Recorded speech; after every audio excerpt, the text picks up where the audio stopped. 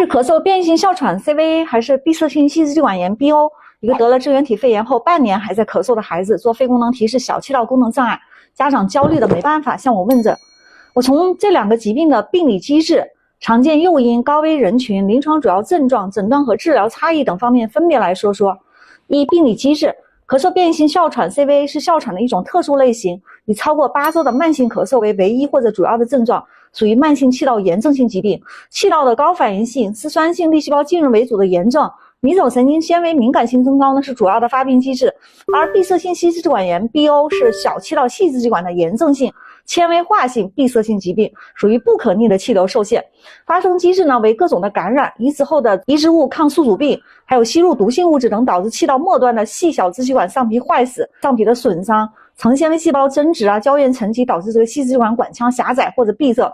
在发病诱因和高危人群方面，CVA 的常见诱因主要是花粉、尘螨等过敏源，还有冷空气感染等。有过敏体质和有哮喘家族史的患者呢是高危人群。而 BO 的常见诱因是支原体腺病毒等重症感染后、骨髓或者肺移植后、类风湿性关节炎等患者。BO 的高危人群呢是儿童感染后、造血干细胞移植后患者、结缔组织病患者等。临床主要症状对比方面，CVA 呢以夜间或者清晨加重的干咳，没有明显的这个喘气，肺部听诊呢一般也听不到啥。肺功能如果提示有气道阻塞的话，阻塞是可逆的，也就是说做支气管舒张实验是个阳性。而 BO 表现为持续性的干咳，活动后的呼吸困难进行性的加重，儿童呢则持续性的这种喘息比较明显，运动不耐受，肺部可以听到这个哮鸣或者歪口螺音一样的那种失螺音。肺功能呢多提示有气道的阻塞，阻塞是不可逆的，吸入支气管扩张剂后1秒率，也就是 FU1 比上 FVC 是小于 70% 的。诊断要点方面， CVA 的诊断呢主要是超过8周的慢性咳嗽，胸片或者肺部 CT 正常，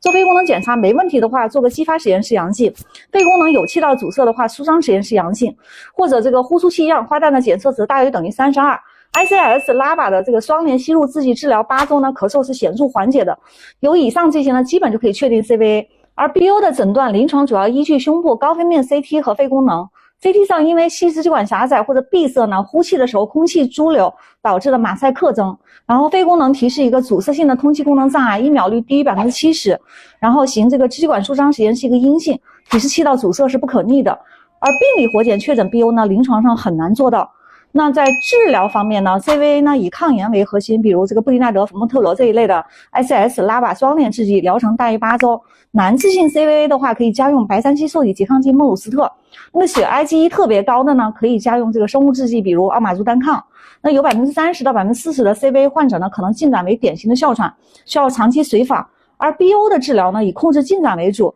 可以应用这个大环类之类的这个阿奇霉素，利用它的抗炎、抗纤维化的作用调节免疫。疗程呢一般大于等于半年，同时这个坚持养疗啊、肺康复训练呐。另外，激素在 BO 中的这个应用呢是有争议的，一般不推荐长期全身激素的应用，因为证据不足，副作用显著。多数 BO 的患者呢，肺功能会进行性的下降，5年生存率在50%到70%左右，有条件的呢可以考虑肺移植。那前面问诊的那个孩子吸入那个 ICS 拉把1个月后呢，复查这个肺功能、小气道功能就恢复了，咳嗽也明显好转。所以它肯定不是个 BO， 考虑咳嗽变异性哮喘。我是呼吸科李医生，如果不是请线下就诊呢。谢谢关注、点赞、收藏。